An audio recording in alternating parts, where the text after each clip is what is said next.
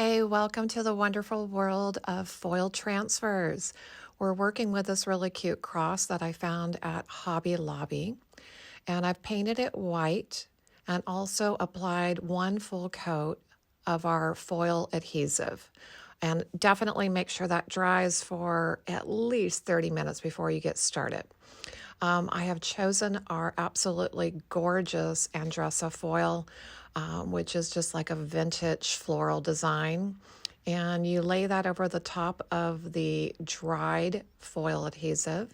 And then I'm just using some of my scrubbing tools. So we have a little nail scrub brush that has stiff plastic bristles, as well as we call it a burnishing pad. You can see that I am lifting up the foil. I'm checking to make sure that I have the coverage I'm looking for. And if not, I'll lay the foil right back down and just scrub again. So continue to do that until you have the transfer that you are looking for. And this foil, because it really is a super easy release, you're going to get close to 100%.